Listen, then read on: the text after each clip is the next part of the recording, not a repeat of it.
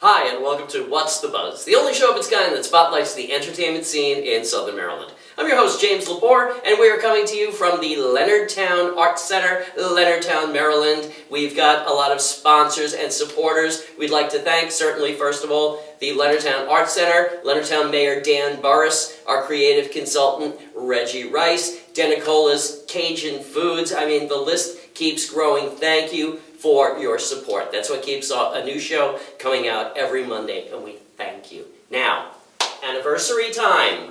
Last week was Valentine's Day. I know it was a little late, but 9 years ago, Valentine's Day, 2009, I had the absolute pleasure of ingratiating myself with the lovely Jennifer Cooper and the lovely Carl Reichel. No, I didn't meet him till later. We'll get to that later. But Three Notch Theater. That's right. You were doing your one-woman show, Go Diva. I was running front of house. I watched the show, and I was like... And the next night, that was the day before Valentine's Day. Okay. Then Valentine's Day, and this was not a romantic thing. This was purely, professional. I brought a rose, remember? Yes, I do. And you were like, who is this guy? I'm like, what? But I just became a lifelong, friends and lifelong fan. Well, if I was 9 years old, it'd be a lifelong, but, and let's talk about back to Go Diva and what Go Diva is about. Will you ever resurrect that show again, do you think? Oh boy. There have been requests. Most of them coming from me. There have, because it involves so many components, it involves a team of people to really put that together. Because it is multimedia, so we have projections, of course, and sound, and then, of course, live music and a two-hour full is there script. music in it, too? There's all this music in it, yeah. Let's talk about it. And it's a 2-hour full-length show, so it's a lot to put together, and so it takes funding and sponsorship and teamwork to put it together. Do you realize I've seen it like 11 times? Have you? I many times. Let's talk about what Go Diva is, and because that kicked off our friendship. Yeah. And in some ways kind of got to where you are now in the local music scene. Yes? Yeah. All right, let's talk about Go Diva. What's it all about? So it's an original show, one-woman cabaret, one woman and her muted pianist. He never speaks except maybe the very end. And it is autobiographical. So we kind of walk through my life from childhood forward, and we discover how I discovered music and how meaningful it became to me. And this is not fictional. This is the real deal. Jennifer Cooper story. We walk through all of that, and we get you kind of pulled in and wrapped up in the story, and everybody's all excited about all of these goals that I'm meeting, and I'm getting on stage, and I'm singing music theater, and then I get into the opera world and do really, really well in that. And then something happens. Right. That's how you really know it's real life. Let's pause right there, because people at home who know Jennifer for local music scene are probably saying, wait, what, opera? Let's talk about opera. Right. I mean, it wasn't that long ago that you were literally world famous in the opera world. Yes. She's laughing, but she was. I've looked it up on the internet and magazines and the ones with the centerfold that pops out. No, not those. What? Not those magazines, no. So I was, originally I was studying musical theater. I was all set to be a Broadway baby kind of thing. And I went to University of Maryland in Baltimore, and they did not offer a music theater program. They had straight theater, like Shakespeare and modern works and things, and they had a music department program where they taught classical. But I had a full ride. So my parents were like, that's where you're going. We don't care what you sing. We don't care. Molecular biology? Okay, you're going. Right. No problem. So I started training in the classical realm and fell in love with opera. Do you know I didn't even know that part of the story? Really? Like I thought you just chose opera because it's like, it's so cool. No, it's totally by default. Okay. I didn't know anything about opera when I walked into undergrad. And by the time I left it, I was ready to go on and get a master's in opera. What year is this now? Do I have to say? Well, it's like 2015 and we're going to get to Carl Reichel's story too, and we'll embarrass him with other It was a while back. Yeah, a couple of years. Back. So, but then I did. I went on to study opera and got a master's in solo vocal performance out at Arizona State University, and then from there went on to sing with kind of the upper level opera apprenticeships, the really kind of high end ones. So I got a lot of really great training through those, and then just went right into getting an agent and performing operas all over. So that was my thing. That's what I was doing. And so this Godiva show kind of walks you through my life of starting from like a toddler, singing nursery rhymes all the way up to this opera career. And this whole thing, this whole story speaks to you now. People see you on stage. That voice that comes out, this wasn't something you learned while singing in the shower. Right. I mean, you are classically trained, Yeah. and you have sung it all. haven't Yeah, you? yeah. Especially the classic. Carl, what are you doing during this period? You're mastering your instruments, and you play more than one, right? More than guitar. Nah, I've noodled around other stuff. It's pretty much just guitar. Okay. And you played with bands and things like that. Yeah, started playing music professionally for the $70 a night that we got, probably in the... Plus pizza and beer. When was that? 25 or 30 years ago, I guess now? Been a while. Went through a couple of popular We were bands. just children then. Yeah, it's a baby. I'm so anxious to hear when Yeah, I the was two 6. of you... I was 6 years old. See, of course, what I'm trying to do is trying to bring these two stories here to where you two actually merge. That's why I asked the question about the year. That was not a tricky device to try to figure out how old is Jennifer. Well, we didn't meet until after all the icky stuff. Okay. So. I have a good story. I'll tell it. No. So yes. Tell a story. You speak so infrequently that if you've got a story to tell, Well, the icky you stuff. just text So the icky people. stuff happened first. Do you want us to go chronologically? It depends on how entertaining Carl's story is. It's funny with the cussing, but I'll leave that part out. Oh, Okay. Tell us a story. Okay. Otherwise, Jennifer and I have just run away with this That's whole thing, You kind of know about what year it was? When was that? That was around 09? Something like About that. 10-ish years ago. Mm-hmm. That I was playing with another singer to do a duo in a tiny little corner restaurant in San Sushi. It's no longer there. Mm-hmm. Small crowd, just like 10 of our friends. And Jennifer walks in with a friend. Her friend is almost like acting like an agent. Jennifer was kind of quiet about it. And Being a star. Well, yeah, she knew. I didn't know who she was. And then her friend said, "My friend Jennifer's a pretty good singer. Can she sing between sets for a song?" And I'm thinking myself, all the years of playing music, everybody's a freaking singer, great guitar player. I'm sure she's awesome. And I kind of But as I'm sitting at the table, Jennifer's got her notebook with all the little yellow and different color tabs and stickers on it and notes, everything on it. And looks like she's legit in that way at least. Yeah. So I see the song "Summertime," which we played. Oh, I love it. So I'm like, okay, during a break, you can come up and sing one song. We'll get this over with. So I'm thinking in my brain. And she comes Poor up. Carl. He's probably like, oh no, here he comes. So it's up there, and I play the intro, and she starts singing it, and it's 6 seconds into it. And this is where the cuss words were in my brain, oh my, she's amazing. And as I'm playing, it's the whole song, I was just in awe the whole time I was playing it. And that's when I thought, you have to be with a band. Oh, yeah. I didn't volunteer myself. I actually tried to pawn her off on a couple of different people just so she could playing. And one of them being... Craigslist ads. I have singer. we can plug other people, right? You're musicians. Oh, absolutely, sure. Chris Izzy's a great piano player. He's played up in Minneapolis on several Is occasions. that Chris Izzy? Yeah. Hi, Chris. And he's a piano tuner. We'll tag him. What the heck? Hey, Chris Izzy. Hey, Chris. Izzy does it. He's got a piano tuning company too. Anyway, That's very clever. Izzy does it. Right? I like it. Oh, cool. Okay. We need a piano tuner, Heather. Izzy does it. Okay. So yeah, I tried to, and he would actually listen to me, which is good, because usually you try to slough someone off, they don't want to hear about it. But then he said he's already got someone singing with him at that time. And then I tried some Boy, is he sorry now, huh? Yeah. So that's that backstory. I'll let you just take it from there. Gotcha. Well, first of all, did you sing more than just "Summertime," or was That it just night? that? Not that one was it. song? Yeah, not that night, I don't think, no. And then a couple of other things happened where we did 2 or 3 songs, and then it just started Right. turning. Oh, did you coming back to where Yeah. Carl was Right. playing and jumped in? At the old Vincenzo's restaurant, when you came in, you'd sing the third harmony part, a couple songs. Then Black Coffee was the first song we officially learned.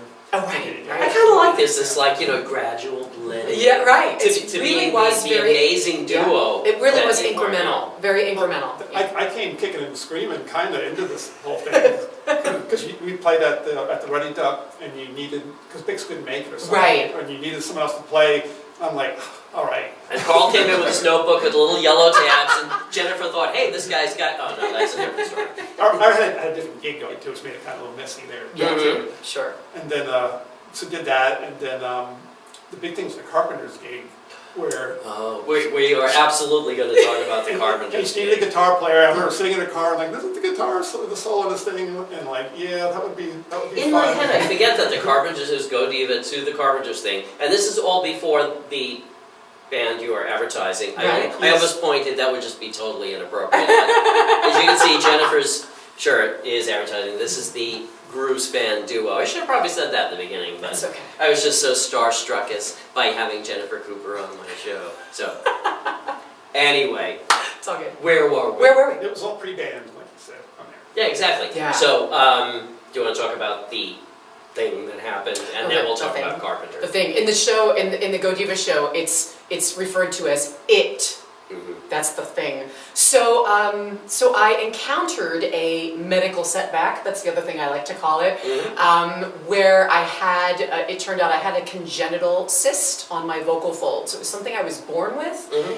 but it didn't materialize in a way that caused symptoms working against my singing until I was fully into my opera career. Mhm. At which point I had to stop, and I had to make a decision of either leave it in there and just go find another career to do, which was not happening. There was the molecular biology thing we mentioned. Right, earlier. right. Or have it dealt with by a world-class surgeon who deals with these things. So, and that was my choice. Scary. Very scary. An enormous amount of risk. There is no guarantee that when they do that procedure that it will be successful. So it's a huge risk. But the other option didn't make sense to me either, to just not do anything and just walk away. That's not who you Right, are. right. You know. So I will say that the recovery was extremely difficult because it was not in the timeline that I expected it to be in. So I had kept a lot of my contracts open, thinking that I would be able to make them, but my recovery was really delayed and really long, and I ended up having to lose all of those opera contracts, thereby also losing my agent. So the entire career just sort of dissolved in what seemed like, seconds. And of course, all this is chronicled in the Go Diva show, Right. as well as the emotional ramifications that went along with it. Right, so it's right. that part of it is very sad. Yeah, it's very fair to say that there was a significant amount of depression for a fair amount of time. So yeah, because I really... I hear you, sister. Yeah, that's right. I really lost everything, because I not only lost the career, but I lost the entire social and professional network that went with that career. And it really is based in a network. And you got to recall too that, it was good and bad probably that there was no social media. You're saying it's kind of, opera world kind of a little bit cliquey, or is It that can bad? be. Yeah, It so- can be. It kind of depends on how you relate in it and with it. You can make yourself not a cliquey person, but you can also kind of insert yourself into that aspect of it as well. And I chose to, kind of, much like in high school, I tried to be friends with everybody, which is far more interesting and fun. And you are, crossing around with people. You're being cast with various people who know other people, and much like real life. So it's really beneficial to And just offers come, be kind to everybody. Yeah, Absolutely. But this speaks to the gradual. Obviously, you had to come back to singing gradually. Right. You can't just start belting out opera again. No. So how did that work? So I intermittently got this teaching job at Eastern Mennonite University over in Central Virginia, and I started teaching there. And while I was there, I was about 2 years in, maybe a year and a half in, and I just ached to perform. It was like tar building up in my soul. Like, that's the best way I can think of it, to not be able to express myself that way when I've been doing They it sell something at my Lowe's that entire gets rid life. of Right, the yeah, tar, right? like I should, buy stock in that, right? So, so I started dabbling in the only genre that I could think of where I could choose the key and choose the range and still sing. I'm all excited because I know what's coming. Go ahead. Ooh, so that was jazz. So, and they had a jazz program there, a small one at EMU, and I talked to the leader of the band, and I thought, hey, do you ever need a singer? Oh yeah, we'd love to have a singer, because they rarely had anybody that would sing jazz there. Unlike Carl, who's like, yeah, whatever. Right. No, he was all into it, right? At that point, yeah. Right. So I sang a couple of jazz tunes that were safe. I was allowed to choose the piece, choose the key, all of that, so I could keep it safe for where the voice was in that moment. And as time went on, and as I was singing more with that band, and as I was demonstrating more to my students, my range started growing again, just sort of naturally, without the pressure of having to get back onto, onto the line with all of my contracts. They were all gone, so I'd lost everything I could possibly lose. So there was really no more pressure anymore, except the compulsion and the desire and the obsession to perform. But there was no timeline on it. So my voice started growing again, and so the jazz led to blues, and then that led to wider range and being able to sing more songs in a set and things like that. And before you get to the next step, right. We're going to insert. Don't go anywhere because the best is yet to come. Just We're going to wait. insert a message from our sponsors.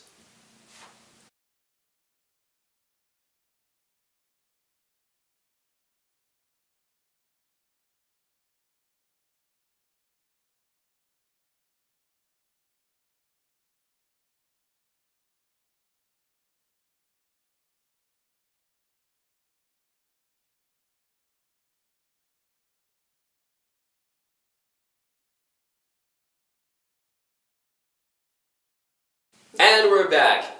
You're watching What's the Buzz? I'm your host, James Lepore. I'm here with Jennifer Cooper and Carl Reichelt of the Groovespan Duo, and we're at a very exciting point in the story of Jennifer's life where, near and dear to my heart, always having been a huge fan of Karen Carpenter and the Carpenters, you sort of put together a show based on this. Tell us about it. Yeah, so growing up, I was a huge Karen Carpenter fan. Was roaming around the house singing all of her songs into the hairbrush, and I just decided I wanted to do a whole concert of Carpenter's music. No, not crazy, because I've been bugging you for how many years to bring this back. I know. So you can perform it right here. I already had you kind of on board-ish a little bit from, we were starting to dabble in duo work. So I kind of already had a guitarist. This is kind of also around the time where I first met Carl as well, too. So I was kind of reeling you in for that. And I knew that I needed a pianist, and Chris Izzy, we had already spoken about him earlier. The aforementioned Chris That's right. Izzy. So he got on board. He's getting a lot of plugs. Yes. Right. And my new sponsor, Chris Izzy. No. We expect payback. That's right. And I knew I needed a drummer because, of course, Karen, so brought Paul Christian on board for that. I needed a keyboardist because I knew I couldn't afford an entire string section and a brass section and a horn and a woodwind section. So I needed a keyboardist who could synthesize all of those instruments. So I brought on Lori. And then I needed a flautist because that's another quintessential sound of their recordings is the flute in and out. So then I brought in Keith Wright. So we had this 6-piece band, and we started rehearsing. And bass player. Oh my goodness. Oh, thank you. Of course we needed a bass player. So Bill Holmes jumped in on that, and once in a while his son as well. When Bill couldn't do the gig, his son would do it. remember that. Isn't that cool? Yeah, because I've His seen son Dan. multiple performances. We brought in generations of bass players to make this happen. So I just want to jump in and say, the first time I went, I was all excited because it's Carpenters, it's Karen. Well, talk about somebody who actually channeled. And I hate to use that, such a trite thing to say, but I mean, it was like watching Karen perform. It was the most amazing thing, which is why I've been bugging you ever since. Like, when's it coming back? When's it coming back? It was short-lived though, right? Wasn't it? It was, yeah, probably within a 6 to 9 month period, maybe or so. I think, yeah, we did. Yeah, I can't remember exactly how many performances. Maybe 4 or 5. I should have petitioned for it on the street. Well, with that's signs. another one that requires funding and sponsoring because I mean, 6-piece band. I got to pay my band. I got to pay my band. But, I mean, one of the most amazing shows I've ever seen. Not just of yours, just ever seen. We pretty much copied off the recordings verbatim, Yeah. all the way through, everything on it, vocals and everything. Yes. Well, as a Carpenter fan, that's one of the reasons why it was so exciting. I mean, it's nice to hear people doing covers, but then when they start adding their own little flavor to it, it's like, yeah, well, no, this was I meant don't, to you be know. true to the Oh, form, and it was. and as the classic Carpenters fans know out there, Mhm. those 4-part vocal harmonies are a big part of their sound. And I was singing lead, of course, and then Carl was singing back up, Lori was singing back up, and Paul was singing back up. So we had those 4-part close harmonies, which was a big part of that sound. And I think that's a big part of how we were able to pull it off. You should be at my house when I'm in the shower and I'm singing Top of the World and I'm doing all 4 parts by myself. Amazing. That's Well- exactly how I practice. I made a recording with of us practicing, and just the important parts where I sang like every day in the shower that morning. Because there's something about the sound of the water, Yes. Kelly, that makes everything sound amazing. I think if people really knew, like me, like what I actually sound like in the shower, I'd be appalled. Yeah. Now, what did this lead to? So, let's see, was Groovespan formed at that point? No, we called that Retroact. Yeah. That's what we called that band, Retroact. And so This is the predecessor. yeah, and so then eventually I started kind of picking up bookings. The duo was kind of booking first, so a little more regularly, and then we started kind of folding in. And this is still retro act. Retroact was specific really to the Carpenter show. Oh, okay, Yeah, all right. So, but yeah. we're still talking about the beginnings now. The beginnings of Groovespan, Yeah, exactly. it wasn't called Groovespan yet. It was just like Jennifer. And Yeah, it was like Jennifer and Carl or something, yeah, I'm pretty exactly. sure I remember when you invented the name, because please tell everybody where the name came from. Well, I love because this. I kept thinking, well, I need a name that explains that we span all the grooves of time. So that was like we're a groove span. We Right. span the grooves of time.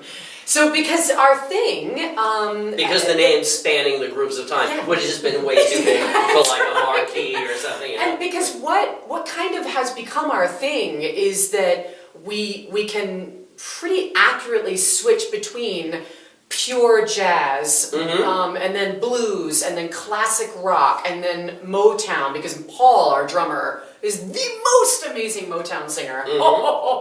So there's a few genres and styles in there that we can really get a lock on and really switch them up within. And so, for instance, if we are playing someone's wedding, if you'd like to hire us, because I have the classical training and then we have all this, we can. And don't think we won't give you contact information, because we will. But the cool thing is, we've had wedding gigs where Carl and I will play for the ceremony and do, we'll do an Italian art song or an Ave Maria, all in my classical sound with him accompanying on guitar.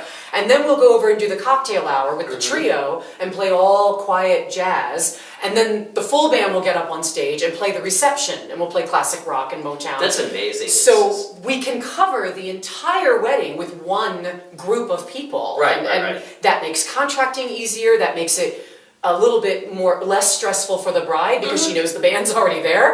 No matter where you're playing, the venue, kind of dictates, I guess, whether duo, Yes, trio, absolutely. full band. Absolutely. Certainly anybody who's been to our Downtown Tunes events right here in Leonard Town Square, knows how amazing, how much sound comes out of just a handful of people. It's just, it's so great.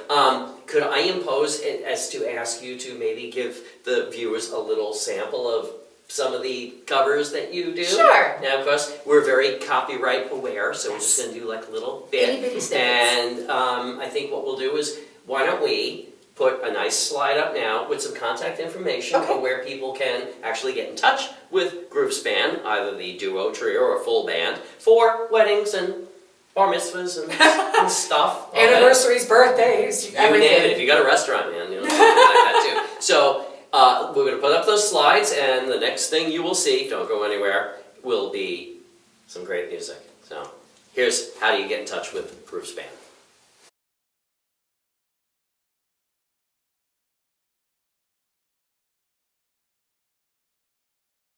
Welcome back.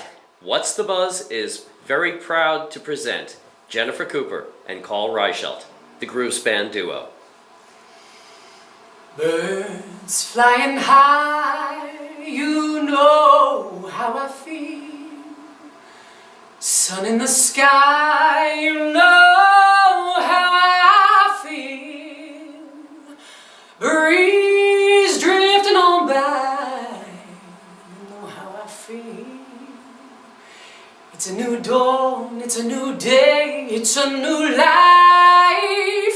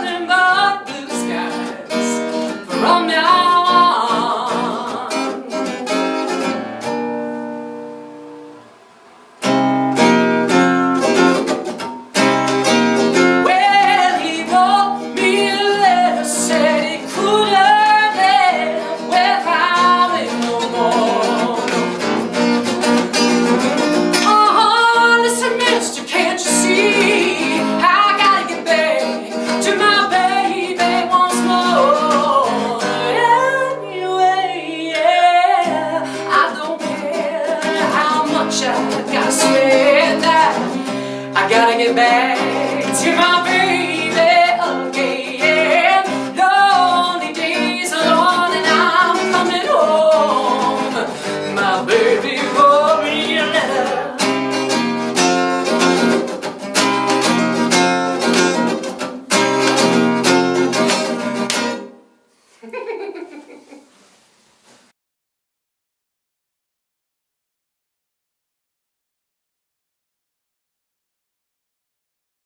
Hi, and welcome back to What's the Buzz? You have Jennifer Cooper on your show, all you do is laugh. I'm totally confused because last week I thought we set the precedent that the guests' legs were going to be in my lap, but no, obviously nothing, I got nothing to hold on to here, so. Alright, wasn't that amazing? And you too can have the Groovespan Duo, or trio, or the full band playing at your event, or restaurant, or outdoor concert, or whatever. But in the meantime, and we're going to give you context information for that, and also where you can hear some great music in the privacy of your own home as well. But in the meantime, if you want to see these folks live, Jennifer's going to tell you where you can do that. Yeah, there's a few things coming up on Saturday, March 3rd, which is coming up really fast. Day before my birthday. That's right. There's not that I'm hinting or anything, you know. Carpenters. I'm sorry, go ahead. There's a Catch the Wave event where you can meet the Democratic candidates at St. Mary's College at the, I always have to look at this, it's the Doherty Palmer Commons building. Sounds fancy. Yes, it's at 5 o'clock and it's open to all. Casual dress, food. There's food. Come get food. And the trio will be there, so we will add Rick Humphreys, our saxophone player, to our. I love saxophone, and he's great. Fabulous. So that is awesome. Then I will be guest vocalizing with Bix Bullock and his band at the big senior citizens prom that they do every single year at the JC's. That is on March 9th. I didn't know senior citizens had a prom. Oh my goodness, there's like 500 people there. So at the end of their senior year, then they have a prom. Is that it? It's amazing. Senior citizen year. It's hugely popular, so you gotta contact the JCs or the senior centers around the for tickets. Tri-County for tickets, and they're free. It's free. Oh, totally okay. free. On April 7th, we will be performing. The trio will be performing at the 12th annual Choco Lovers Affair, which is put on by the Calvert County Chamber of Commerce. Does it involve chocolate? It involves so much chocolate, and it's like made from scratch by these culinary school folks. It's so good. That is at Asbury in the beautiful dining hall on the second level, and that is April 7th at 6 o'clock. So I'm sorry, I didn't hear anything you said after the word chocolate. We heard chocolate, and I was like, oh, chocolate. There's so much chocolate there now. I know. And then, okay, so for those of you who got a little bit curious and weirded out even about the opera thing, so I'm going to do a little opera presentation. It's happening. This is a surprise. I know, right? Okay, so there is an opera club that exists at the Asbury Solomons Retirement Center, and they have invited me to come and do a presentation where I'm going to sing opera and talk about my life in opera. That's awesome. That is happening on Saturday, May 12th. So mark your calendars. Time is still a little bit TBA. That's open to the public. It will, it would be a good idea to contact me to let me know so that you can be my special invited guest. That way that we don't fill the room. All 2,000 of you. Right. Right. So have Jennifer and these 2,000 people. Just let me know when you can guests. be my special guest. And then on June 9th, we will be back at the Crab Festival. We just got a call to do that. That's the full band. We rock that out. That's a lot of fun. Takes a lot of people to crack those That's crabs, right. so That's they need the full right. band. And we have some dates coming up at the Port of Leonardtown Winery. We love playing there. They're big fans of ours. July 21st and the first. And my friend Lauren, the winemaker. That's right. Hi, Lauren. That's right. So that's the duo. We love playing there. And we're going to be back at the Salterley Wine Festival in October. Oh, we'll be fancy. there. The Salterley Yes, Wine exactly. Festival. And we hope to be back at Running Hair Vineyard. We're waiting to hear back from them. So all of our fans who love to hear us there, knock on the door, give a call, and remind them that they need to confirm dates with us because we love playing at Running Hair as well. Well, I will say, at your website, groovespan.com, you've got some awesome calendars, Yes. which you always are updated with all these things. And a lot of, I know a lot of gigs are at regular places on a regular basis, so I personally know people who go and see you every time you play, such as Leonardtown Winery, or it's great. Once you start following these people, you never want to stop. So, speaking of which, you don't ever have to stop because getting ready tonight before I came here, I was listening to Jennifer for like 2 hours because you've got some great music online. You can listen to things on the website, yes? Yes. And you can buy CDs, can't you? Yes. And you can buy me CDs for my birthday, can't you? No, I'm kidding. But how can regular people out there in TV land, I've been wanting to say that for weeks. People out in TV land, how can they buy your CDs? So they can go online to Groovespan.com, and there is a merchandise tab they can click on, and there you will see a couple of options. If we're getting close to the holidays, we actually have a couple of original songs for the holidays you might enjoy. One that we wrote, that Carl and I wrote together, and another that a local pastor wrote. So, and that's a little 2-track CD for the holidays. So if you want to shop early, that's the way to do it. I did not know that you had an original Christmas song. We do have an original Christmas song. The format of today's episode might have been a little different. But I am wearing red on the other hand. And then there's another CD of the Groovespan trio before Rick. Mm-hmm. So we had a violinist named Alex who played on our trio CD. Oh, I remember. All jazz, and a little bit of music theater thrown in that's kind of turned into jazz. That's called, what is it called? Your Way With Me. That's the name of the CD. So, but people say that, I've had people say to me that they play it in gridlock traffic in DC so that they don't have road rage. It calms them down, keeps them cool under pressure, and they love to just relax to that CD. So if that's something you're looking for and interested in, you can certainly contact us, and you can pay, I believe, through PayPal, or contact me directly, and we will mail the CD to you personally. Lastly, let's talk about social media, because obviously you guys are all over social media. How can people find you on all the different platforms? They can find us, specifically for Groovespan, there is a Groovespan Facebook page. It is one word, Groovespan. If you look that up, we'll be there. These should be like bookmarks. I know. Like, what's the buzz, Groovespan, just once a day, just go to all these things and see what's going on. Absolutely, yeah. And, And Twitter, I'm on Twitter at GoDivaPro. GoDivapro. GoDivaPro. Oh, that one I didn't know about. I rarely tweet, but I'm on Twitter. I tweeted once and Heather told me to be quiet. Anyway, it was the beans. I couldn't help it. Anyway, there is one other thing I did want to talk about. Some of the most popular local young performers have been very excitedly studying with you lately. That's right. I started my private voice studio here in this area around 2010, 2011, something like that.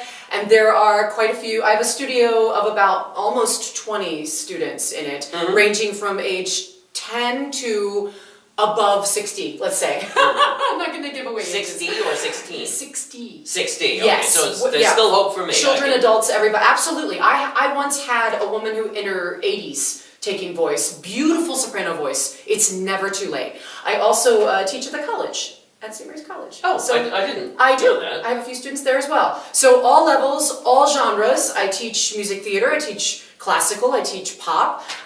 So yes, some of the singers that you see out and about in the local high schools and out in the community. We're respecting their privacy. Some of them you know who may they very are, well be my students.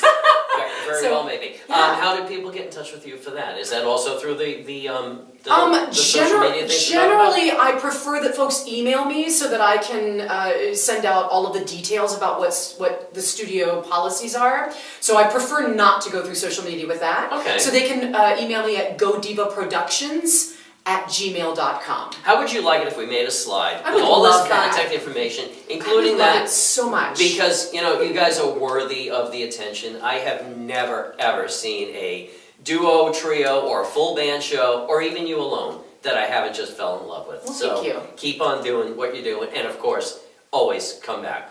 Like every 12 shows, be right back We'll be here, here. and we'll have new stuff to talk about. I want to thank you for watching this week's episode of What's the Buzz. We've got people to thank. Danicole's Cajun Foods, Dan Burris, Mayor of Leonardtown, Joy Nicole Lowe, the manager of the Leonardtown Arts Center, the Leonardtown Arts Center itself, and our creative consultant, Reggie Rice. And you know who else? I always mean to do this, but this show would not have been possible without the efforts of my producer and wife, Heather Lepore. Thank you. See you next week.